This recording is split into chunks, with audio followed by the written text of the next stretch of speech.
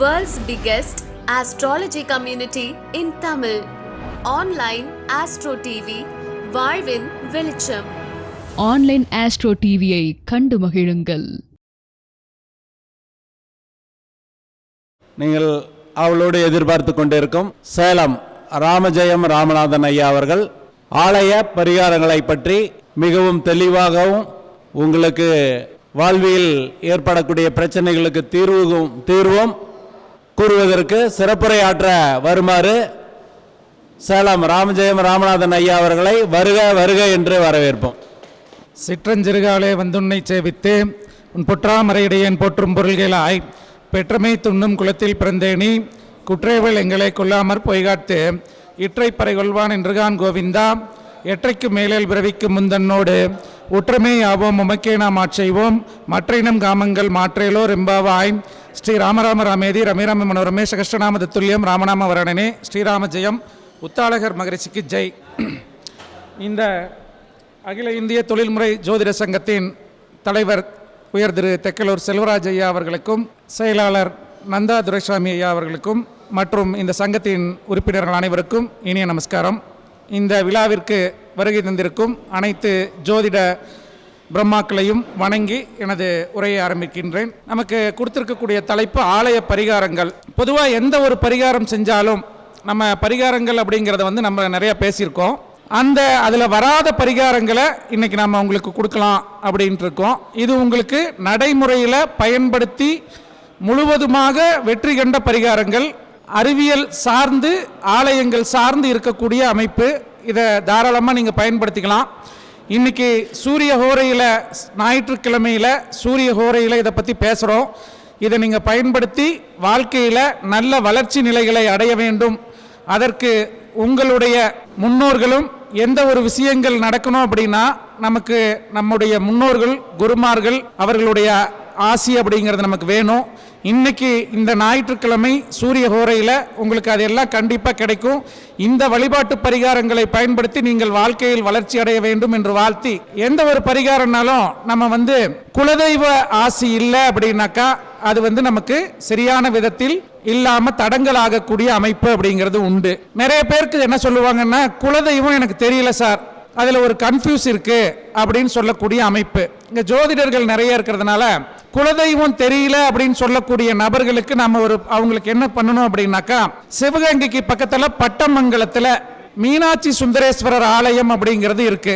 இந்த மீனாட்சி சுந்தரேஸ்வரர் ஆலயத்திற்கு சென்று வழிபாடு செய்தால் உங்களுடைய குலதெய்வம் அனுகிரகம் உங்களுக்கு கட்டாயம் கிடைக்கும். குலதெய்வம் தெரியாதவங்க, அதாவது குழந்தைக்கு முடி இறக்குதல் அப்படிங்கிறது முதல் முடி குலதெய்வத்தில் கொடுப்பது ரொம்ப சிறப்பு. அதுவும் சித்திரை நட்சத்திரத்தில் நீங்க காது குத்தி முடி, அதாவது நீங்க ஒரு முடி இறக்கணும் அப்படின்னு உங்களுக்கு டேட் கேட்கறாங்க அப்படின்னாக்கா சித்திரை நட்சத்திரத்தில் குறிச்சு கொடுங்க. அது அந்த குழந்தை நல்ல அறிவாளியாக வரக்கூடிய அமைப்பு அப்படிங்கிறது கட்டாயம் கிடைக்கும். அதுல அந்த குழந்தையோட ஜென்ம நட்சத்திரத்துக்கு தாராபலன் வருகிறதா அப்படின்னு பார்த்து அந்த நட்சத்திரத்தில் முதல் முடி, அதாவது முதல் முடிங்கிறது தேவமுடி, அந்த தேவமுடியை குலதெய்வத்திற்கு கொடுப்பது சிறப்பு. குலதெய்வம் அறியாத நபர்கள் இங்க இருக்கக்கூடிய ராம்நாடுக்கு பக்கத்தில் இருக்கக்கூடிய பட்டமங்கலம் மீனாட்சி சுந்தரேஸ்வரர் ஆலயத்தில் முதல் முடி கொடுக்கிறது சிறப்பு. இங்க என்ன இந்த ஆலயத்தில் ஒரு ஸ்பெஷல் அப்படின்னாக்கா, முருகனை வளர்த்திய கார்த்திகை பெண்டிர் அருள் பெற்ற ஸ்தலம், அவர்களுடைய சிலை அங்கு இருக்கக்கூடிய அமைப்பு அப்படிங்கிறது அந்த முருகனை வளர்த்த கார்த்திகை பெண்டிர் 6 பேரோட சிலை அந்த கோவிலில் இருக்கக்கூடிய அமைப்பு அப்படிங்கிறது இருக்கு. அதே போல கடம்ப மகரிஷி வாழ்ந்த இந்த ஒரு இடத்துல போய் நம்ம பாலசுப்ரமணியம் சார் சொன்னாரு, ஸ்தல விருட்சம் அப்படிங்கிறது ரொம்ப முக்கியம்னு. இந்த ஆலயத்தோட ஸ்தல விருட்சம் அப்படிங்கிறது ஆலமரம். அந்த ஆலமரத்தில் தட்சிணாமூர்த்தி, ஆலமரத்துக்கு அடியில் தட்சிணாமூர்த்தி இருக்கக்கூடிய அமைப்பு. இதை இங்க போய் நீங்க முதல் முடி கொடுத்து உங்களுடைய குலதெய்வமாக நினைத்து குலதெய்வம் அறியாதோர் வழிபட்டு வந்தா அந்த குழந்தைக்கு நல்ல வளர்ச்சி கிடைக்கக்கூடிய அமைப்பு, நல்ல அறிவுத்தன்மை கிடைக்கக்கூடிய அமைப்பு அப்படிங்கிறது கிடைக்கும். குலதெய்வத்தோட அனுகிரகமும் கிடைக்கும். அதே போல குலதெய்வம் தெரியாதவர்கள் 108 லிங்கங்கள் எங்கு இருக்கிறதோ, ராமேஸ்வரத்தில் பார்த்தீங்கன்னா 108 லிங்கங்கள் இருக்கும். அந்த 108 எண்ணிக்கைக்கு அதிக லிங்கங்கள் இருக்கக்கூடிய பகுதியில் போய் அந்த லிங்கத்திற்கு நல்லெண்ணெய் காப்பு வைத்து ஒரு புஷ்பத்தை வச்சு வழிபாடு பண்ணினாலும் உங்களுடைய குலதெய்வத்தின் அனுகிரகம் கிடைக்கக்கூடிய அமைப்பு அப்படிங்கிறது உண்டு. அதே போல பெரும்பாலான நபர்கள் பயந்துக்கிறது அந்த ராகு கேது தோஷங்கள். ராகு கேது தோஷம் அப்படிங்கிறத நீக்கக்கூடிய அமைப்பு அப்படிங்கிறது சப்த கன்னிமார்கிட்ட வழிபாடு பண்ணினீங்கன்னா உங்களுக்கு அந்த ராகு கேது தோஷத்தை நீக்கக்கூடிய அமைப்பு அப்படிங்கிறது உங்களுக்கு கட்டாயம் கிடைக்கும். அதே போல இந்த ராகு கேதுக்களால் ஒரு திருமண தடை இருக்குது அப்படின்னா ஐயர் மலையில நீங்க ஐயர் மலை போய் வழிபாடு செய்யறது இந்த ராகு கேது தோஷங்களை நல்ல விதமாக நீக்கி தரும். அதே போல ராகு கேதுவால ஒரு பிரச்சனை, திருமண தடை இல்லை, ஒரு தொழில் தடை, இப்ப கேது திசை நடக்குது, ராகு பகவான் திசை நடக்குது அப்படின்னா சப்த கணபதி வழிபாடு. அப்ப அந்த சப்த கணபதி எங்க இருக்கு அப்படின்னாக்கா லால்குடியில சப்த கணபதி இருக்கக்கூடிய அமைப்பு, நாகதோஷங்களை நீக்கக்கூடிய அமைப்புல இந்த சப்த கன்னிமார்களும் சப்த கணபதியும் உங்களுக்கு முதல் தரமா நல்ல ரிசல்ட் கொடுக்கக்கூடிய அமைப்பு அப்படிங்கிறது கட்டாயம் கிடைக்கும். அதே போல ஒரு வேலை நமக்கு ஒரு வேலையில புதுசா போய் ஒரு தொழில் தொடங்குறீங்க, ஒரு வேலையில சேர்றீங்க அப்படின்னாக்கா உங்கள் பகுதியில கிழக்கு நோக்கி இருக்கக்கூடிய ஆலயங்களுக்கு சென்று, அதுவும் ஒரு சுயம்பு தெய்வமாக இருந்தால் சிறப்பு. இப்போ உங்க ஊருக்கு பக்கத்தால எங்க ஒரு பழமையான சுயம்பான லிங்கங்கள் இருக்கக்கூடிய, இப்போ உதாரணத்துக்கு சேலத்தில் பார்த்தீங்கன்னாக்கா சுகவனேஸ்வரர் கோவில் அப்படிங்கிறது சுயம்பா இருக்கக்கூடிய லிங்கம். அதுபோல உங்கள் பகுதியில் எங்க இருக்கோ உங்க வாடிக்கையாளர்கள் எங்க இருக்காங்களோ அந்த பகுதியில் சுயம்பா இருக்கக்கூடிய ஆலயத்திற்கு சென்று ஒரு வழிபாடு செய்து விட்டு அந்த வேலையில் ஜாயின் பண்ணா அந்த வேலையில் நல்ல ஒரு நிலைகள், ஒரு தொழிலை ஆரம்பிப்பதாக இருந்தாலும் அந்த ஆலயத்துக்கு போய் வழிபாடு செய்து விட்டு தொழிலை ஆரம்பித்தால் நல்ல வளர்ச்சி அந்த தொழிலில் கிடைக்கக்கூடிய அமைப்பு அப்படிங்கிறது உங்களுக்கு கட்டாயம் கிடைக்கும். பொதுவாகவே கிழக்கு திக்குக்கு அப்படிங்கிறது ஒரு அற்புதமான ஆற்றல் உண்டு. நீங்கள் ஏதாவது ஒரு கோயிலுக்கு போறீங்க அப்படின்னாக்கா அந்த கோவிலில் இருக்கக்கூடிய நந்தவனத்தில் போய் அந்த நந்தவனத்தில் இருக்கக்கூடிய ஒரு மரங்களுக்கு ஒரு பூச்செடிக்கு தண்ணி ஊற்றிட்டு கிழக்கு பகுதியில் எந்த பூ பூத்திருக்குதோ அந்த பூவை எடுத்துட்டு போய் அந்த சுவாமிக்கு வச்சு வழிபாடு பண்ணுங்க. உங்களோட நிறைவேறாத கோரிக்கைகள் எது இருந்தாலும் நிறைவேறக்கூடிய தன்மை கட்டாயம் கிடைக்கும். அதே போல இந்த இடத்துல ஒரு கல்யாண மண்டபத்தில் ஒரு பொன்விழா கண்ட ஒரு திருமண மண்டபத்தில் இந்த விஷயத்தை பேசுறோம் நாம. அப்போ இங்க ஒரு திருமணம் நடக்குது. திருமணம் அப்படின்னாவே அந்த இப்ப பாத்தீங்கன்னா மாலையெல்லாம் பாத்தீங்கன்னாக்கா ஸ்ப்ரே வச்சுக்கிட்டு அடிக்கிறாங்க. ஒரு மணமக அந்த மாலை அப்படிங்கிறது முன்னெல்லாம் ஒரு ரோஜாப்பூ மாலையை வச்சு அந்த திருமணத்துக்கு பிறகு அந்த மாலையை வீட்டில் கட்டியிருந்து அதை ஒரு குறிப்பிட்ட ஆண்டுகளுக்கு பிறகு கொண்டு போய் ஒரு நீர்நிலையில் கரைச்சிட்டு வரக்கூடிய அமைப்புங்கிறதெல்லாம் இருந்துச்சு. ஆனால் இன்னைக்கு அந்த மாலையை தாங்க முடியலையா, அதனால் அந்த காவடி டைப் மாலையை இப்போ போடுறதில்லை, அதில் ஸ்ப்ரே வச்சுக்கிட்டு அடிக்கிறாங்க. அப்போ திருமணத்தில் நாமளே நிறைய ஒவ்வொரு விஷயங்களிலும் திருமணத்தில் அறிவியலோடு சேர்ந்த ஆன்மீக விஷயங்களை நம்ம முன்னோர்களும் ரிஷிகளும் நிறைய புகுத்தி வச்சிருக்கிறாங்க. அப்ப அதெல்லாம் இன்னைக்கு குறைஞ்சிக்கிட்டே வரப்பதான் இப்ப நாம நிறைய விஷயங்கள் நாம செய்யக்கூடிய விஷயங்கள் திருமணத்துல சடங்கா செய்யக்கூடிய விஷயங்கள் எல்லாமே என்ன அப்படின்னா உங்க ஜாதகத்தில் இருக்கக்கூடிய தோஷத்தை ஆட்டோமேட்டிக்கா நீக்கக்கூடிய அமைப்பு. ஒரு அச்சதையில இருந்து அச்சதையை தயாரிக்கிறதுக்குன்னு ஒரு திருமணத்துக்கு அச்சதையை தயாரிக்கிறதுக்குன்னு நட்சத்திரம் இருக்கு. யார் அதை பயன்படுத்தி செய்யணுங்கிறதுக்கு நட்சத்திரம் இருக்கு. இதை பற்றியெல்லாம் நம்ம தனி வீடியோவே போட்டிருக்கோம், ஆன்லைன் ஆஸ்ட்ரோ டிவியில கூட இருக்கும். ஒரு உதாரணத்துக்கு ஒரு அச்சதை தயாரிக்கணும் அப்படின்னா உத்திரம் நட்சத்திரத்தன்னைக்கு பழுத்த சுமங்கலியா இருக்கக்கூடிய உத்திர நட்சத்திர ஒரு பெண்மணி இருந்தாங்கன்னா, அப்படி இல்லைன்னா உத்திர நட்சத்திரத்தன்னைக்கு நீங்க பச்சரிசி முனை உடையாத பச்சரிசியா ஒரு 1/2 கிலோ பச்சரிசி வாங்கி முனை உடைஞ்சதெல்லாம் நீக்கிட்டு முனை உடையாத பச்சரிசியை அதில் அந்த மஞ்சள் அப்படிங்கிறது நல்ல ஒரிஜினலான மஞ்சளா. இன்னைக்கு எல்லாமே ஒரு பண நோக்கத்தில் எல்லாமே ஒரு கலப்பு நிறைய இருக்கு. அப்போ கொஞ்சமாக செஞ்சாலும் இயற்கையானதில் ஒரு மஞ்சளை கலந்து நீங்கள் அச்சதையை அந்த மணமக்களுக்கு தூவி வாழ்த்துனா அவர்களுக்கு தோஷங்கள் குறையும். ஜோதிடர்களே நம்ம அச்சதை நம்மளோட ஆபீஸ்ல வச்சுக்கிறது மிக மிக நல்லது. ஒரு காலையில போறப்போ ஒரு அச்சதை எடுத்து 2 தலையில போட்டுக்கோங்க. உங்களுடைய குழந்தைகளுக்கு அச்சதை போட்டு வாழ்த்துங்க. மிகச் சிறப்பான அமைப்பு அப்படிங்கிறது கட்டாயம் கிடைக்கும். அப்போ இதெல்லாம் ஒரு நம்ம அதே மாதிரி இப்ப சொன்ன திருமணத்துல அந்த கிழக்கு திக்கில பூத்த பூவை எடுத்து அந்த பெண்ணோட தலையிலையோ அந்த மாலையிலையோ சேர்த்து அந்த திருமண பந்தத்தில் 2 பேரும் இணைக்கணும். அப்பதான் அவர்களுடைய வாழையடி வாழையாக வளரக்கூடிய தன்மை அப்படிங்கிறது அந்த கிழக்கு திக்கில பூத்த பூவுக்கு உண்டு. சார் எங்கே சார் இன்றைக்கி நாங்கள் போய் எந்த பூச்செடியில் போய் கிழக்கு பக்கம் பூத்துருக்கிறத பார்த்து நாங்கள் மாலை கட்டுவோம் அப்படின்னு சொல்லக்கூடிய அமைப்பு இருந்துச்சுன்னா, ஏதாவது ஒரு பூச்செடியில் ஒரு கிழக்கு திக்கில் உங்கள் பகுதியில் இருக்கக்கூடிய பூச்செடியிலேருந்து ஒரு ரோஸோ இல்லை ஒரு மல்லிகையோ கொஞ்சம் எடுத்து அதை அட்லீஸ்ட் அந்த தலையிலையாச்சும் பெண்களோட மணமகளோட தலையில் வச்சு அந்த திருமண பந்தத்தில் நீங்கள் இணைப்பது அப்படிங்கிறது மிகச்சிறப்பான அமைப்பாக இருக்கும். அதை பண்ணிக்கிறது நல்லது. அதே போல ஜோதிடத்தில் நமக்கு இந்த ஏகராசி, இந்த சஷ்டாஷ்டக லக்னம், ஏக ராசி, ஒரே வீட்டில் அப்பாவும் மகனும் ஒரே நட்சத்திரத்தில் இருந்தால் சில அசௌகரியங்களை கொடுக்கக்கூடிய அமைப்பு அப்படிங்கிறது உண்டு. ஒரு உதாரணத்துக்கு 27 நட்சத்திரத்தில் எந்த நட்சத்திரம் இருந்தாலும், ஒரு உதாரணத்துக்கு ஒரு பரணி நட்சத்திரத்தில் அப்பா இருக்காரு மேசராசியில் அப்படின்னா, அவர்கள் குடும்பத்தில் அவருக்கு பிறக்கக்கூடிய ஆண் வாரிசில் அதே பரணி நட்சத்திரத்தில் பிறந்தால் சில தோஷங்கள், சில அசௌகரியங்கள் ஏற்படக்கூடிய அமைப்பு அப்படிங்கிறது உண்டு. இது 27 நட்சத்திரத்தில் எந்த நட்சத்திரம் இருந்தாலும். அப்போது ஏக நட்சத்திரம், அப்பாவோட நட்சத்திரம் பெண் குழந்தைக்கு இருக்கலாம், அம்மாவோட நட்சத்திரம் ஆண் குழந்தைக்கு இருக்கலாம். அப்பாவோட நட்சத்திரம் ஆண் குழந்தைக்கும் அம்மாவோட நட்சத்திரம் பெண் குழந்தைக்கும் ஒரே ஏக நட்சத்திரமாக இருக்கிறது சில அசௌகரியங்களே கொடுக்கும். அதே மாதிரி ஒரே வீட்டில் பார்த்தீங்கன்னாக்கா, ஒரு உதாரணத்துக்கு மக நட்சத்திரத்திலே 2-3 பேர் இருப்பாங்க, இல்லை ஒரு அஸ்த நட்சத்திரத்திலே 2-3 பேர் அவங்க குடும்பத்தில் ஒரு கூட்டு குடும்பமாக இருக்காங்க அப்படின்னா, நிறைய பேருக்கு ஒரே நட்சத்திரம் ஏக ராசியாக இருந்தது அப்படின்னாக்கா அதற்கு சம்கார ஸ்தலங்கள். அது என்ன சார் சம்கார ஸ்தலம் அப்படின்னாக்கா, கடலோரத்தில் இருக்கக்கூடிய ஆலயங்கள் அனைத்துமே சம்கார ஸ்தலம். அப்போ திருச்செந்தூர் அதில் முக்கியமான ஒரு ஸ்தலம். அந்த திருச்செந்தூரில் இருக்கக்கூடிய சம்கார மூர்த்தியை போய் வழிபாடு பண்ணுங்க. அந்த கடலோரத்தில் இருக்கக்கூடிய சம்கார ஸ்தலங்களை போய் வழிபாடு பண்ணிங்கனாவே இந்த ஏகராசி தோஷம் நீங்கக்கூடிய அமைப்பு, அதிலிருந்து அது யோகமாக செயல்படக்கூடிய தன்மை அப்படிங்கிறது உங்களுக்கு கட்டாயம் கிடைக்கும். அதே போல் இந்த நாகதோஷத்தை பற்றி சொன்னோம், இந்த சப்த கணபதி வழிபாடு, சப்த கன்னிமார் வழிபாடு, இதெல்லாம் சொன்னோம்.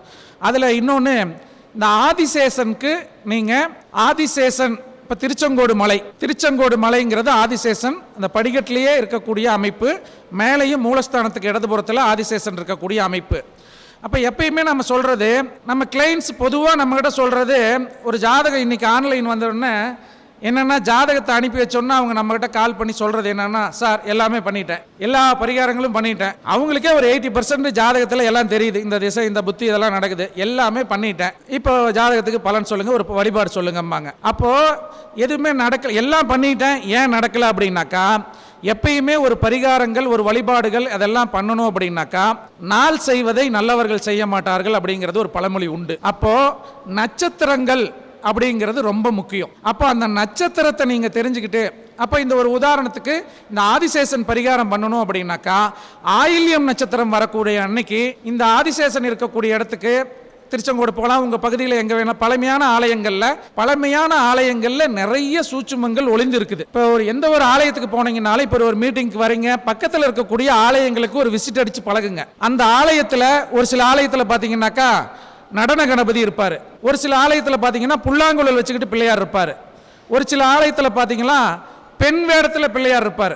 இப்போ இது எல்லாம் ஒரு பரிகாரங்களுக்கு உங்களுக்கு அது அற்புதமாக கை கொடுக்கும். இப்போ மதுரையில் பார்த்தீங்கன்னா பெண் வேடத்தில் இருக்கக்கூடிய பெண் பிள்ளையார் இருக்கக்கூடிய அமைப்புங்கிறது உண்டு. இப்போ ஒவ்வொரு அம்சங்களுக்கும் ஒரு புல்லாங்குழல் தாங்கிய விநாயகரை வழிபாடு செய்தால் கடன் பிரச்சனையிலிருந்து படிப்படியாக வெளிவரக்கூடிய தன்மையை கட்டாயம் தரும். அப்போ இந்த ஆதிசேஷன் வழிபாடு அப்படிங்கிறது ஆயில்யம் நட்சத்திரம் வரக்கூடிய நாட்களில் பதஞ்சலி முனிவரை நினைச்சு அந்த ஆதிசேஷனுக்கு ஒரு பாலாபிஷேகம் செய்து வழிபாடு செய்தால் உங்களுக்கு மிகச்சிறப்பான நல்ல தீர்வு, ராகுவால் ஏற்படக்கூடிய தோஷங்கள் நீங்கி யோகமாக வேலை செய்யக்கூடிய அமைப்பு கட்டாயம் கிடைக்கும். பதஞ்சலி முனிவர் அப்படிங்கிறவர் அவரோட ஒரிஜினல் ஜீவசமாதி ராமேஸ்வரத்தில் இருக்குது. உடனே சிலர் நமக்கு விஷயம் தெரிஞ்சவங்க, சார் திருப்பட்டூரில் இருக்கு அப்படின்னு சொல்லக்கூடிய அமைப்புங்கிறது இருக்கும். சித்தர்களின் சித்து விளையாட்டில் 2-3 இடத்துல இருக்கக்கூடிய அமைப்பு. இங்கே திருப்பட்டூரில் இருக்கக்கூடியது யோக சமாதி தரிசனம். அங்கே அந்த ராமேஸ்வரத்தில் இருக்கக்கூடிய நடராஜர் சன்னதிக்கு பின்புறத்தில் தான் அவரோட ஜீவசமாதி அப்படிங்கிறது இருக்குது. அப்போது அந்த பதஞ்சலி முனிவர் இருக்கக்கூடிய இடங்களுக்கு சென்று வந்தாலும் உங்களுக்கு ராகுவால் ஏற்படக்கூடிய தோஷங்கள் நீங்கி மிகப்பெரிய யோகங்கள் கிடைக்கக்கூடிய அமைப்பு அப்படிங்கிறது கட்டாயம் கிடைக்கும். அப்போ ஒரு பாலாபிஷேகம் பண்ண சொல்கிறோம் அப்படின்னாக்கா உடனே அந்த பாக்கெட் பாலை நாம் யூஸ் பண்ணாமல் வாய்ப்பு இருந்தால் முடிஞ்ச அளவுக்கு அந்த பசும்பாலில் கொண்டு போய் பாலாபிஷேகம் பண்ணிட்டு வாங்க. நீங்கள் லிட்டராக ஊற்றுறதுக்கு பதிலாக அதில் கொஞ்சம் ஊற்றினாலும் அதில் ஒரிஜினல் பொருட்களை வச்சு செய்கிறது அப்படிங்கிறது, அந்த நட்சத்திரத்தோடு கூடின நாட்களில் செய்கிறது அப்படிங்கிறது உங்களுக்கு மிகச்சிறப்பான பலன்களை கட்டாயம் தரும். அதே போல் நோய் நிவர்த்தி, ஒருத்தருக்கு நோய் நிவர்த்தி ஆகணும் அப்படின்னாக்கா எந்த ஒரு பிரச்சனை இருந்தாலும் உங்களுடைய வாடிக்கையாளர்களாக இருந்தாலும் இந்த தங்கத்தேர் தரிசனம் செய்ய சொல்லுங்க. அப்ப நோய்க்கு காரகனாக இருக்கக்கூடிய செவ்வாய் பகவான், கேது பகவான், இவங்கெல்லாம் நோய்க்கு கொஞ்சம் நோய் கடனுக்கெல்லாம் காரகமான அமைப்பு. அப்போ அந்த செவ்வாய் பகவானுக்கு பவர் இருக்கக்கூடிய அந்த பழனி மலையில் போய் நம்ம ஏற்கனவே சொன்னோம், நாள் செய்வதை நல்லவர்கள் செய்ய மாட்டார். அப்ப அஸ்வினி நட்சத்திரம் வரக்கூடிய நாட்கள்ல சந்தி வேளையில தேர் ஓடக்கூடிய இடம், அப்போ இரவுல மாலை வேலைக்கு பிறகு பழனியில் தேர் ஓடக்கூடிய அமைப்பு. அந்த தேரை போய் நீங்கள் அந்த சந்தி நேரத்தில் தரிசனம் பண்ணிட்டு வந்தாவே போதும். இன்னைக்கு அதெல்லாம் கட்டளையில் புக்கிங்கில் இருக்கும் பழனியில். அப்போ நீங்கள் எடுத்தோன்னே போய் அந்த அஸ்வினி நட்சத்திரத்தன்னைக்கு அதை பண்ண முடியல அப்படின்னாலும் நீங்கள் ஒரு அஸ்வினி நட்சத்திரம் வரக்கூடிய நாட்களில் அந்த பழனிமலை முருகன் கோவிலுக்கு போய் சாயந்தரத்தில் அந்த தேர் இழுக்கிறத பார்த்து கண்குளிர பார்த்துட்டு வாங்க. நோய் நிவர்த்தி தன்மை அப்படிங்கிறது கட்டாயம் கிடைக்கும். அதே போல் இந்த தங்கத்தேர் தரிசனம் அப்படிங்கிறது நம்ம இப்போ சொன்னோம் இல்லையா, நிறைய திருமண பந்தத்தில் நிறைய விஷயங்கள் விட்டு போச்சு. இன்னைக்கு மந்திரங்கள் சரியாக உச்சரிக்காமல் சரியான விதத்தில் அந்த மந்திரங்கள் அதில் இருக்கக்கூடிய பூஜை புனஸ்காரங்களை செய்யாமல் திருமணம் செய்யக்கூடிய அமைப்பு நிறைய பேர் அவங்களே திருமணம் நடத்தி வைக்கிறாங்க. ஆலயத்தில் ஒரு ஆலயத்தில் ஒரு நாளைக்கு ஒரு பிரபல ஆலயத்திலாம் பார்த்தா ஒரு நாளைக்கு ஒரு 300 கல்யாணம் நடக்குது. அவங்க என்ன பண்ணுவாங்க? அப்போ இது நம்ம தவிர்க்க முடியாமல் எல்லாரும் என்ன நினைக்கிறாங்க, நம்ம ஒரு ஆலயத்தில் போய் செஞ்சுட்டோம் அப்படின்னாக்கா நமக்கு எந்த ஒரு இதுவும் இல்லை அப்படின்னு மக்கள் நம்பி அந்த குருக்களையோ அந்த பூசாரியோ நம்பி போய் செய்யக்கூடிய அமைப்பு. அது அவர்களுக்கு சில பிரச்சனைகளை கொடுக்கக்கூடிய அமைப்பு. சில சடங்குகளை மீறி செய்யறப்போ அது சில ஜாதகத்தில் நல்லா இருந்தால் அவங்களுக்கு பிரச்சனைகள் வரதில்லை. ஜாதகத்தில் பிரச்சனை இருக்கக்கூடிய நபர்களுக்கு இதனாலையும் அதோட தன்மைகள் அதிகமாயிருது. அதனால தான் முதல்ல எல்லாம் ஒரு திருமணம் முடிஞ்சோன்னு தம்பதிகளை இப்போ சேலம் சைடு, ஈரோடு, இந்த பெல்ட்லாம் ஒரு வழக்கம் உண்டு. திருமணம் முடிஞ்சோன்னையே முதல்ல தம்பதி சமேதராக திருச்செங்கோடு மலைக்கு போயிட்டு வருவாங்க. அப்போ அந்த அர்த்தநாரீஸ்வரரை போய் தரிசனம் பண்ணிட்டு வரப்போ இது மாதிரி குற்றங்கள், அவர்கள் ஜாதகத்தில் இருக்கக்கூடிய தோஷங்கள், அவர்கள் இருவரும் இணைவதற்கு முன்பு அந்த தரிசனத்தை போய் செஞ்சுட்டு வந்தாங்கன்னா அந்த தோஷங்கள் நீங்கக்கூடிய அமைப்புங்கிறது கட்டாயம் கிடைக்கும். அப்போ இது போன்ற இதை பண்ணுங்க. இது மாதிரி முறைப்படி சார் ஒரு ரிஜிஸ்டர் மேரேஜ் பண்ணிட்டோம் சார், இல்லை ஒரு திருமணம் பண்ணி எங்கள் 2 பேத்துக்கு ஒரு பிரச்சனையாக இருக்குது அப்படின்னு சொல்லக்கூடிய நபர்களுக்கு இது மாதிரி போய் தங்கத்தேரை தரிசனம் பண்ண சொல்லுங்கள். அவர்களுக்கு இந்த சந்தி நேரத்தில் போய் பார்க்கணுன்னு அவசியம் இல்லை. தங்கத்தேர் எங்கெங்கே ஓடுதோ அந்த தங்கத்தேரை போய் தரிசனம் பண்ணிட்டு வர சொல்லுங்கள். வாய்ப்பு இருக்கக்கூடிய நபர்கள் அந்த தங்கத்தேரை இழுத்து வழிபாடு பண்ணிட்டு வர சொல்லுங்கள். ராமேஸ்வரத்தில் இந்த பர்வதி வர்த்தனி அம்மாளுக்கு தங்கத்தேர் இருக்குது. இது போல் எங்கெங்கே தேர் ஓடக்கூடிய அமைப்பு இருக்குதோ அந்த அமைப்பில் நீங்கள் தேர் இழுத்து வழிபாடு செய்வது அப்படிங்கிறது. அது இல்லாமல் அவினாசியே ஒரு தேரோட சிறப்பு, அந்த ஸ்தலத்திலிருந்து தான் நம்ம இதை பேசுகிறோம். இப்போ தேர் வழிபாடு அப்படிங்கிறது உங்களுக்கு மிகச்சிறப்பை கட்டாயம் கொடுக்கும். எந்தெந்த ஊரில் தேர் ஓடுதோ அந்த தேர் ஓடுறப்போ தேர்காலில் போய் நீங்கள் செதறு தேங்காய் அடித்து உடைத்து வழிபாடு செய்தால் அடுத்த வருஷம் தேர் வரத்துக்குள்ள கட்டாயம் உங்களுடைய தொழில் நிலைகளில் ஒரு வளர்ச்சியை கட்டாயம் காண்பீர்கள். அப்போ தேர் ஓடுதுன்னா தேங்காய் வாங்கி வச்சுக்கோங்க. உங்களுடைய தொழில் கிரக எண்ணிக்கையிலே உங்களால் எவ்வளோ முடியுதோ அதை வாங்கி அந்த தேருக்கு பக்கத்தில் போய் தேர்காலில் அடித்து உடைங்க. அப்போ அந்த தேருக்கு டிஸ்டர்பன்ஸ் இல்லாமல் கூட நீங்கள் உடைக்கலாம். அதே போல் ஒரு தேர் தரிசனத்தை பார்த்தீர்கள் என்றால், இல்லை தேரை போய் இழுத்தீங்கன்னா அந்த தேர் நிலை சேர்ந்த பிறகும் போய் ஒரு தரிசனம் பண்ணணும். எப்பயுமே தேரை இழுத்து தெருவில் விட்டுட்டு வரக்கூடாதுன்னு ஒரு பழமொழி உண்டு. அதனால் தேர் இழுக்கக்கூடிய அமைப்பில் போனீங்கன்னா அது நிலை சேர்ந்ததுக்கு அப்புறமும் நீங்கள் ஒரு தடவை போய் சார் அது வெளியூரில் இருக்குது அப்படின்னாக்கா தேர் இழுக்கிறப்ப பார்த்துட்டு வந்துடுங்க. அப்புறம் ஒரு வாய்ப்பு இருக்கிறப்ப மறுபடியும் ஒரு தடவை அடுத்த வருடத்துக்குள்ளே நடுவில் ஒரு தடவை போய் அந்த நிலை சேர்ந்ததுக்கப்புறம் ஒரு தடவை பார்த்து வழிபாடு பண்ணிட்டு வாங்க. அது உங்களுக்கு மிகச்சிறப்பான அமைப்பை கொடுக்கும். அதே போல் இன்னைக்கு நம்மளோட வருமானத்தில் பெரும்பங்கு விரயமாவது கடன். யாரோ சொன்னாங்க, நம்ம நந்தா சொன்னார், ரஞ்சீவ் சொன்னார், கடன் வாங்குறதுக்கு பேங்க் மேனேஜர்லேருந்து லோன் வாங்கிக்கோங்கன்னு இன்னைக்கு இது பண்ணுறாங்க அப்படின்னு. அப்போது அந்த கடன் இல்லாத தன்மையில் நாம் இருப்பதும் அதில் முக்கியமாக நோய் இல்லாத தன்மையில் இருக்கிறதும் நமக்கு ஒரு நல்ல வருமானம் வந்ததுக்கு ஈக்குவல். அப்போ நம்மளுடைய வருமானங்கள் விரயத்திற்காகவோ கடனுக்காகவோ நோய்த்தன்மைக்காகவோ போகாமல் இருக்கணும் அப்படின்னாக்கா தர்மம் எவ்வளவுக்கு எவ்வளவு செய்கிறீர்களோ அவ்வளவுக்கு அவ்வளவு உங்களுடைய கடன் குறையும். அதே போல கிரிவலம் வந்து வழிபாடுகள் செய்யுங்கள். ஒரு கோவிலை எந்த அளவுக்கு சுத்துறீங்களோ அந்த அளவுக்கு நீங்க அடுத்தவங்க கிட்ட பணம் கேட்டு ஒரு உங்களுடைய வருமானத்துக்கு அடுத்தவங்க கிட்ட கையேந்தி நிற்க வேண்டிய நிலை அப்படிங்கிறது கோயிலை சுற்றியவர்களுக்கு கட்டாயம் கிடைக்காது. கட்டாயம் வந்து அந்த அமைப்பு வந்து வராது. அப்போ ஃபைனான்ஸ் தொழில் செய்யக்கூடிய நபர்களுக்கு இந்த பரிகாரத்தை சொல்லுங்க. அதே போல நீங்க நம்ம கடன் வாங்காம வாழணும் அப்படின்னா அது என்னைக்கு சார் பண்ணணும் அப்படின்னாக்கா சிவராத்திரி நாட்கள். சார் சிவராத்திரி வருஷத்துல ஒரு நாள் வருதா அப்படின்னா மாதாந்திர சிவராத்திரி நாட்கள் உண்டு. அந்த மாத சிவராத்திரி நாட்களில் நீங்கள் கோவிலை வலம் வந்து கிரிவலம் வரது இல்லை கோவில் மூலஸ்தானத்தை சுற்றி வரது இது போல சுற்றி வந்து வழிபாடு பண்ணால், அதே போல் கடன் இருப்பவர்களும் இதை போய் வழிபாடு பண்ணுங்க, உங்களுடைய கடன் படிப்படியாக குறையும். அதே போல் இந்த சர்க்கரைக்கு மாத்திரை சாப்பிடாத வீடே இல்லை. ஒரு 2 வயதானவர்கள் இருக்காங்கன்னா அதுக்கே ஒரு 2-3 ரூபாய் எடுத்து ஒதுக்கி வைத்துக் கொள்ளக்கூடிய அமைப்பு அப்படிங்கிறது வந்து கட்டாயம் இருக்கக்கூடிய அமைப்புங்கிறது இருக்கு. அப்போ அந்த சர்க்கரை நோய் சம்பந்தப்பட்ட விஷயங்கள், அதே போல கிட்னி சம்பந்தப்பட்ட பிரச்சனைகள் இருக்கக்கூடிய நபர்கள், இந்த நபர்கள் எல்லாமே இன்னைக்கு ஒரு விசேஷம் என்ன அப்படின்னாக்கா 3ஆம் பிறை. அப்போ ஒவ்வொரு மாதத்திலும் வரக்கூடிய 3ஆம் பிறை அன்றைக்கு பன்னீர் ஏதாவது ஒரு புனித தீர்த்தங்கள், இந்த புனித தீர்த்தத்திலையும் பன்னீரும் கலந்து உங்களோட பகுதியில் சிவன் கோயிலில் பாருங்க வருணலிங்கம்னு இருக்கும். சுற்று பிரகாரத்தில் இந்த லிங்கங்கள் இருக்கும். இந்த வருணலிங்கத்தை வாயுலிங்கம் இந்த லிங்கம்லாம் இருக்கும். இதை பெருசாக யாரும் கண்டுக்க மாட்டாங்க. இது மாதிரி ஒரு லிங்கத்தை தேர்ந்தெடுத்து 3ஆம் பிறை வரக்கூடிய நாட்களில் அந்த லிங்கத்துக்கு ஏற்கனவே நம்ம சொன்ன மாதிரி நல்ல ஒரிஜினலான பன்னீர் வாங்கி ஏதாவது ஒரு புனித ஒரு பவானி ஆற்றுலையோ ஏதாவது ஒரு புனித ஆற்றுலையோ ஒரு நீரை எடுத்து அந்த நீரையும் பன்னீரையும் கலந்து 3ஆம் பிறை அன்னைக்கு அபிஷேகம் பண்ணி வழிபாடு செய்தால் இந்த சர்க்கரை நோய் தொந்தரவும், அதே போல முக்கியமாக கிட்னி ஃபால்ட் இருக்கக்கூடிய கிட்னி பிரச்சனை இருக்கக்கூடிய நபர்களுக்கு இது நல்ல ரிசல்ட் கொடுக்கக்கூடிய அமைப்பு. அதே போல நம்ம ஏற்கனவே சொன்ன மாதிரி இந்த கடனுக்கும் நோய்த்தன்மைக்கும் தான தர்மங்கள் முக்கியம். அப்போ இந்த பூஜையை செஞ்சுட்டு அந்த சுவாமிக்கு ஒரு வெண்மை ஆடை சாற்றி, அதே போல வெள்ளையில நீல கலர் பூ போட்ட ஒரு வஸ்திரம் அல்லது ஒரு சேலை வாங்கி அதை சுவாமிக்கு முன்னாடி படைச்சு அதை வந்து ஒரு தானமாக கொடுத்துட்டு வரணும். அப்படி இல்லைன்னா ஒரு வெள்ளை துண்டு இல்லைன்னா வெள்ளை சால்வை இதை வாங்கி அதை வந்து வருணலிங்கத்திற்கு பூஜை பண்ணி தானம் கொடுத்துட்டு வரப்போ உங்களுக்கு மிகச்சிறப்பாக இந்த ஜலத்தினால் ஏற்படக்கூடிய தோஷங்கள் அனைத்தும் நீக்கும் சக்தி இந்த பூஜைக்கு உண்டு. அப்போ வருணலிங்கத்திற்கு இந்த பூஜையை நம்ம செய்யறது, அதுவும் 3ஆம் பிறை நாளில் இந்த விஷயத்தை நீங்கள் தெரிஞ்சுக்கிறீங்க. அப்போ வரக்கூடிய 3ஆம் பிறை எப்போ வந்துச்சுனாலும் அந்த 3ஆம் பிறையில் இந்த வருணலிங்கத்தை வழிபாடு செய்வது ஜலதோஷங்களை நீக்கும். ஜலதோஷம்னா சளி இல்லை.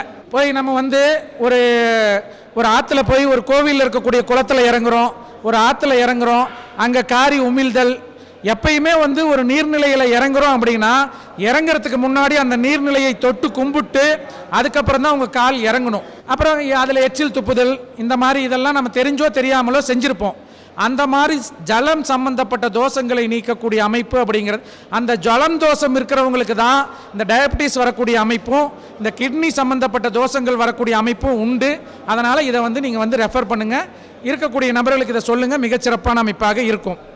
அதே போல் அந்த கடன் நீங்கள் கிரிவலம் போக சொன்னோம் இல்லையா, அதை வந்து மாத சிவராத்திரி அன்னைக்கு அடிப்பிரதட்சணம் சென்று, எப்பயுமே ஒரு கிரிவலம் போகிறோம் ஒரு கோவிலை சுற்றுறோம்னா உள்ளங்காலில் மருதாணி வச்சுக்கிட்டு சுற்றுறது உங்களுக்கு நல்ல அமைப்பு. எப்பயுமே ஒரு மகரிஷிகள் ஒரு ரிஷிகள் நடந்த பாதையில் நடைபயணம் போகிறோம், ஒரு ஐயப்பன் கோயிலுக்கு போகிறோம், ஒரு திருவண்ணாமலைக்கு கிரிவலம் போகிறோம், இல்லை உங்கள் குலதெய்வம் கோயிலில் போய் கோவிலை சுற்றி வலம் வந்து வழிபாடு பண்ணுறீங்க அப்படின்னாக்கா பழமையான ஆலயங்களுக்கு போகிறப்ப எப்பயுமே வந்து உங்களுடைய உள்ளங்காலில் மருதாணி தடவிக்கிட்டு போய் நடந்து சுற்றி பாருங்கள். நல்ல ஒரு அதிர்வலைகள் கிடைத்து உங்களுடைய கோரிக்கைகள் நிறைவேறக்கூடிய தன்மை அப்படிங்கிறது கிடைக்கும். அடுத்தது நம்ம பெருசாக பயந்துட்டு இருக்கிறது இந்த செவ்வாய் தோஷம். நாகதோஷத்துக்கு பரிகாரம் சொல்லியாச்சு. இந்த செவ்வாய் தோஷம் அப்படிங்கிறது வந்து பொதுவாக 2, 4, 7, 8, 12 செவ்வாய் தோஷம் அப்படிங்கிறாங்க. தோஷங்களை விட விதிகளை விட விதிவிலக்குகள் நிறைய உண்டு. இப்போ பஞ்சாங்கத்திலேயே வந்து நம்ம வந்து அதோட விதிவிலக்குகள் நிறைய இருக்குது. எப்பயுமே வந்து வேற கிரகங்கள் செய்யக்கூடிய பிரச்சனைகளை இந்த செவ்வாயும் ராகு கேதுக்களும் பழியை ஏற்றுக்கொள்ளக்கூடிய அமைப்பு அப்படிங்கிறது உண்டு. அப்போ அந்த செவ்வாய் தோஷம் அப்படின்னாவே நீங்கள் சமயபுரம் மாரியம்மன் கோவில் அப்படிங்கிறது செவ்வாயால் ஏற்பட்ட எல்லா தோஷங்களையும் நீக்கக்கூடிய சக்திங்கிறது சமயபுரம் மாரியம்மனுக்கு உண்டு. அதே போல் செவ்வாய் பகவானுக்கு தனி சன்னதி இருக்கக்கூடிய கோவில் எல்லாமே செவ்வாய் தோஷத்தை நீக்கக்கூடிய அமைப்பு. வடபழனி முருகன் கோவில் அப்போ குங்கும அபிஷேகம், இந்த முருகனுக்கு குங்குமமும் பாலும் கலந்து குங்கும அபிஷேகம் பண்ணுறது அது வந்து செம்பால் அபிஷேகம்னு நாடிகளில் உண்டு. சில ஆலயத்தில் பூசாரிகள் வந்து அந்த சிவப்பு கலந்து ஊற்ற மாட்டேன்னு சொன்னாங்கன்னா அதில் வந்து பாலோட குங்குமப்பூ கலந்து நீங்கள் ஒரு முருகனுக்கு அபிஷேகம் செஞ்சுட்டு வந்தீங்கனாலே இந்த செவ்வாயால் ஏற்படக்கூடிய தோஷங்கள் நீங்கி உங்களுக்கு அனைத்து நல்லதும் கிடைக்கும். அதே போல் செவ்வாய் தோஷத்துக்கு மிகப்பெரிய பரிகாரம் அப்படிங்கிறது யானைக்கிட்ட உண்டு. அப்போ கஜ வழிபாடு செய்தாலே செவ்வாய் சம்பந்தப்பட்ட நிலம் சம்பந்தப்பட்ட செவ்வாய் தோஷம் சம்பந்தப்பட்ட மங்கள காரியங்கள் இருக்கக்கூடிய தோஷங்கள் அனைத்தும் நீங்குவது அந்த யானைக்கு பூஜை செய்வதில் உண்டு. பொதுவாக யானைக்கு பூஜை அதிகமாக செஞ்சுக்கிட்டே இருந்தா இந்த செவ்வாய் சம்பந்தப்பட்ட பவர் வந்து அதிகமாகும். ஒரு உதாரணத்துக்கு காஞ்சி சங்கராச்சாரியார் அவர்கள் இந்த கஜ பூஜையை வந்து அதிகமாக செய்வாங்க. இந்த கஜ பூஜையை வந்து அதிகமாக செய்யறதுனால இந்த செவ்வாயோட ஆதிக்கம் அதிகமான அரசாங்க நெருக்கடிகள் சிலருக்கு வரக்கூடிய வாய்ப்பு அப்படிங்கிறது உண்டு. இப்போ யார் ஒருவர் நிறைய கஜ பூஜை செஞ்சுக்கிட்டே இருந்தால் எல்லை தாண்டி போகணும். நம்ம காஞ்சி பழைய சங்கராச்சாரியெல்லாம் பாருங்கள், அந்த எல்லாமே அவர் ஒரு விசிட்லேயே இருப்பார். நிறைய தூரம் பயணம் செய்யக்கூடிய அமைப்புங்கிறது இருக்கும். அப்போ ஒரு கஜ பூஜை கஜ வழிபாடு செய்தால் ஒரு எல்லை விட்டு எல்லை தாண்டி போயிட்டு வர்றது அப்படிங்கிறதும் உங்களுக்கு நல்ல அமைப்பாக இருக்கும்.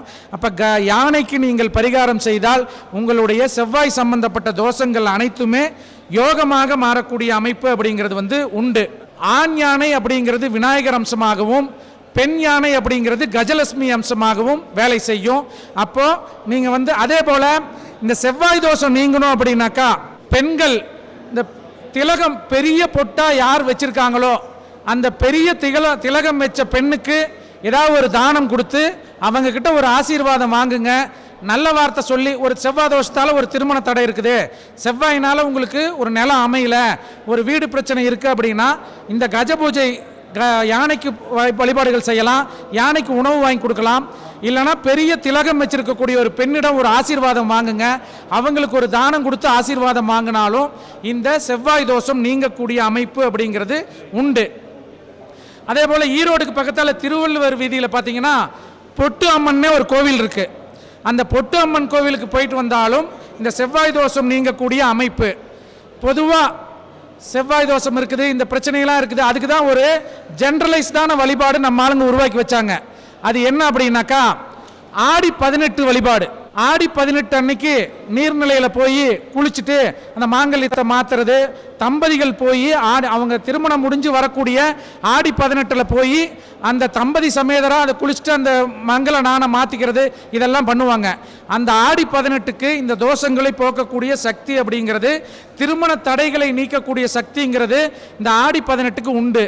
ஆடி 18 என்ன பண்ணணும் அப்படின்னா சித்ரான்னம் படைக்கணும். அந்த நதிக்கரைக்கு பக்கத்தில் இருக்கக்கூடிய ஏதாவது ஒரு ஆலயத்தில் லெமன் சாதம், தயிர் சாதம், புளி சாதம் என்ற மாதிரி சித்ரான்னங்களை படைத்து நீங்கள் வழிபாடு செய்து அங்கே ஒரு வரவங்களுக்கு ஒரு 10 பேருக்கு கொடுத்துட்டு நீங்கள் வழிபாடு செய்து வந்தால் திருமண தடை நீங்கும். ஏற்கனவே திருமணத்தில் பிரச்சனை இருக்கக்கூடியவர்களுக்கு இந்த ஆடி 18 வழிபாடு உங்களுக்கு நல்ல ஒரு ஒற்றுமையை கட்டாயம் ஏற்படுத்தி தரும். அதையும் வந்து பயன்படுத்திக்கோங்க. அடுத்தது இன்னொன்று பயப்படுறது வந்து இந்த மூல நட்சத்திரம். மூல நட்சத்திரம்னாவே உடனே கல்யாணம் பண்ணக்கூடாது, மாமனாருக்கு ஆகாது, இது போன்ற தன்மைகள் வந்து கொஞ்சம் கொடுக்கக்கூடிய அமைப்புங்கிறது பொதுவான ஜோதிடர்கிட்டயே இந்த அமைப்புங்கிறது இருக்குது. அதில் விதிவிலக்குகள் நிறைய இருக்குது. அந்த கிழமைகள், அந்த பாதங்கள் இதெல்லாம் இருக்குது. அதில் முக்கியமாக இந்த மூல நட்சத்திரமாக இருந்துச்சுன்னா, மூல நட்சத்திரமாக 1ஆம் பாதமாக இருந்து அவர்களுக்கு வந்து பரிகாரம் அப்படிங்கிறது வந்து ஞாயிற்றுக்கிழமை விநாயகர் கோவிலுக்கு ஒரு பூஜை மணி தானம் கொடுக்க சொல்லுங்க. அந்த தோஷங்கள் அவர்களுக்கு வந்து கட்டாயம் நீங்கும். திருமண பொருத்தம் தள்ளிக்கிட்டே போயிட்டே இருக்குது, மூல நட்சத்திரம் 1ஆம் பாதத்தில் ஒரு பெண் இருக்கு, திருமணமே ஆக மாட்டேங்குது அப்படின்னா வர ஒரு ஞாயிற்றுக்கிழமையில் ஒரு விநாயகர் ஆலயத்தில் முறையான பூஜை நடைபெறக்கூடிய ஒரு விநாயகர் ஆலயத்தில் ஒரு மணிதானம் கொடுத்தால் அவர்களுக்கு திருமணத்தடை விலகக்கூடிய அமைப்பு அப்படிங்கிறது உண்டு. அதே போல் மூலம் 2ஆம் பாதமாக இருந்துச்சுன்னா வெள்ளிக்கிழமை நாட்களில் அந்த சுக்கிரஹோரை வரக்கூடிய 6 to 7 இல்லை மதியம் 1 to 2 சுக்கிரஹோரையில் காலையிலேயே 6 to 7 7 சுற்று அந்த விநாயகரை வலம் வந்து வழிபாடு செய்வது மூலம் 2ஆம் பாதம் தோஷத்தை நீக்கும். அதே போல் மூலம் 3 புதன்கிழமை நாட்களில் ஆஞ்சநேயருக்கு வடைமாலை சாற்றி வழிபாடு பண்ணுறது. அதே போல் 27 வெத்தலை 27 பாக்கு எடுத்து ஒரு வெத்தலை ஒரு பாக்கு, அந்த வெத்தலையில் இந்த பெண்ணோட பெயர் இல்லை ஆணோட பெயர் அவங்களுடைய நட்சத்திரம் எழுதி ஒரு சும்மா நீங்கள் வந்து ஒரு வெண்ணெய் தொட்டு கூட சும்மா எழுதலாம், அது பேனால் எழுதணும்னு இல்லை, வெற்றையில அவருக்கு பேரை எழுதி நீங்கள் வந்து அந்த ஒரு வெத்தலை ஒரு பாக்க வச்சு கட்டி அந்த ஆஞ்சநேயருக்கு அந்த மாலையை போட்டு புதன்கிழமை நாட்களில் வழிபாடு பண்ணால் தடைப்பட்ட எவ்வளவு தடை இருந்தாலும் அந்த தடை நீங்கி திருமண யோகம் கிடைக்கக்கூடிய அமைப்புங்கிறது உண்டு. மூலம் 4ஆம் பாதத்தில் இருந்துச்சு அப்படின்னாக்கா வியாழக்கிழமை வலம்புரி விநாயகருக்கு நீங்கள் வந்து வழிபாடு பண்ணணும். அந்த வலம்புரி விநாயகருக்கு பால் பன்னீர் மஞ்சள் இதனால் ஒரு அபிஷேகம் பண்ணி வழிபாடு பண்ணினீங்க அப்படின்னாக்கா உங்களுக்கு அந்த மூல நட்சத்திர தோஷங்கள் நீங்கும். அதே போல் இன்னொன்று நேரம் ஆயிடுச்சுன்னு நினைக்கிறேன், ஒரு இந்த புணர்ப்பு தோஷம் அப்படிங்கிறது வந்து சந்திரன் சனி சேர்க்கை, சந்திரன் சனி பார்வை, இந்த புணர்ப்பு தோஷம் அப்படிங்கிறது இந்த புணர்ப்பு தோஷம் நீங்கணும் அப்படின்னாக்கா, ஏன்னா புணர்ப்பு தோஷம் அப்படிங்கிறது நடக்க இருந்த எந்த ஒரு விஷயத்தையும் திடீர்னு நிறுத்துறது. அப்போ புணர்ப்பு தோஷம் இருந்துச்சுனாவே அவர்களுக்கு திருமணத்துக்கும் நிச்சயதார்த்தத்துக்கும் அதிக கேப் விடக்கூடாது. இப்போ வந்து சிலர்லாம் வந்து அவங்களுக்கு தேவையான மண்டபம் கிடைக்கிற வரைக்கும் அதை வந்து தள்ளி போடுவாங்க. ஒரு 3 மாதத்துக்கு முன்னாடி நிச்சயம் பண்ணிக்கிட்டேன், 3 மாதம் கழித்து திருமணம் அப்படின்னா இந்த புணர்ப்பு தோஷம் இருக்கிறவர்களுக்கு திடீர்னு அந்த திருமணம் நின்று போயிடும். அப்போ இதுபோல் புணர்ப்பு தோஷம் இருக்கக்கூடிய நபர்களுக்கு செங்கமங்கலத்தில் இருக்கக்கூடிய பட்டுக்கோட்டைக்கு பக்கத்தில் இருக்குது அந்த செங்கமங்கலத்தில் இருக்கக்கூடிய சுந்தரேஸ்வரர் ஆலயம், அதே போல் திருநங்கைகளுக்கு ஏதாவது ஒரு அலங்கார பொருட்கள் இவங்க கையினால் வாங்கி தானம் கொடுப்பது. அதே போல் இவர்களுக்கு வந்து பொதுவாகவே வந்து இந்த புணர்ப்பு தோஷம் இல்லைன்னா பெண் தோஷம் சிலருக்கு பார்த்திங்கன்னா இந்த கன்னி பெண்கள் குடும்பத்தில் பெண்கள் பாதிக்கப்பட்டுட்டே இருக்காங்க சார், எங்கள் வம்சத்தில் ஒவ்வொரு வீட்லேயும் ஒரு பெண்கள் பாதிக்கப்பட்டுட்டே இருக்காங்க அப்படின்னாக்கா திருப்பைஞ்சுழி ஸ்தலம் வந்து உங்களுக்கு மிகச்சிறப்பான பெண் தோஷத்தை நீக்கக்கூடிய அமைப்பு, அதையும் வந்து பயன்படுத்திக்கோங்க. ஏன்னா விளக்கம் எதுங்க சார் இல்லை அந்த புணர்ப்புக்கு வந்து செங்கமங்கலம் பட்டுக்கோட்டைக்கு பக்கத்தில் இருக்கக்கூடியது, அதை வந்து பண்ணுங்க. இது வந்து பெண் தோஷம் நீங்கிறதுக்கு திருப்பைஞ்சுழி அந்த கல்வாழை வாழை ஸ்தலவிருச்சமாக இருக்கக்கூடிய அமைப்பு, அந்த இதில் போய் நீங்கள் வழிபாடு பண்ணீங்கன்னா கன்னி தோஷங்கள் நீங்கக்கூடிய அமைப்பு. உங்களுக்கு இதோட விளக்கங்கள் சொல்ல முடியாதனால மேலோட்டமாக ஒரு 4 பாயிண்ட்ஸ் மட்டும் சொல்லிடுறேன்.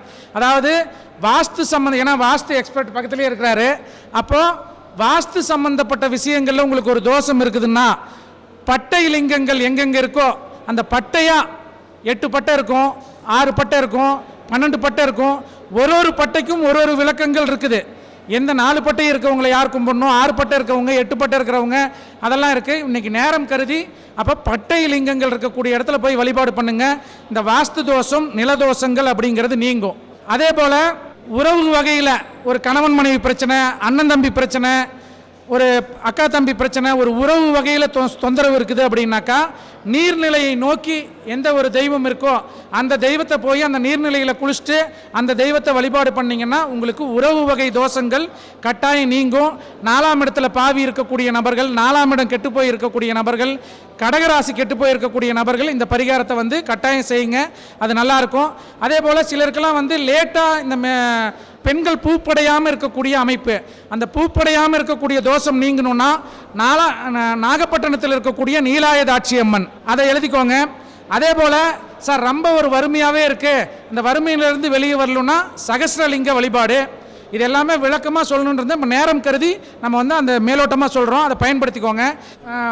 ஏதாவது டவுட்ஸ் இருந்தாக்கா என்னோடய ஃபோன் நம்பர் சொல்கிறோம், அதில் கேட்டுக்கோங்க. அதே போல் உங்கள் ஜாதகத்தில் சந்திரன் ராகு தொடர்பு இருந்துச்சுனாக்கா பௌர்ணமி பூஜை செய்யுங்க. அந்த பௌர்ணமி பூஜை செய்ய ஆரம்பித்ததுலேருந்து உங்களுடைய வாழ்க்கை மாறும். அப்படி இல்லைன்னா பௌர்ணமி பூஜை எந்த ஆலயத்தில் சிறப்பாக கொண்டாடுறாங்களோ அந்த ஆலயத்தில் போய் வழிபாடு பண்ணுங்கள். ஒரு உதாரணத்துக்கு திருவக்கரை வகரகாளியம்மன் கோயிலில் அந்த பௌர்ணமி பூஜை சிறப்பாக நடக்கும். திருவண்ணாமலை பௌர்ணமி பூஜைங்கிறது சிறப்பாக நடக்கும். திருவண்ணாமலையில் இல்லாத புகழே இல்லை. திருவண்ணாமலை உதாரணத்துக்கு எடுத்திங்கன்னா பச்சை அம்மன்னு ஒரு அம்மன் இருக்கும். பக்கத்தில் பார்த்தீங்கன்னா கிரிவலம் சுற்றி வரப்போ பாருங்கள், ரைட் சைடில் பெருசாக யாரும் அந்த கோயிலுக்கு போக மாட்டாங்க. பூதநாராயண பெருமாள் இருப்பார், அங்கே பெருசாக யாரும் போக மாட்டாங்க. அது வர வழியில் இருக்கிறதுனால உள்ள ஒரு விசிட் அடிச்சுட்டு போகிறாங்க.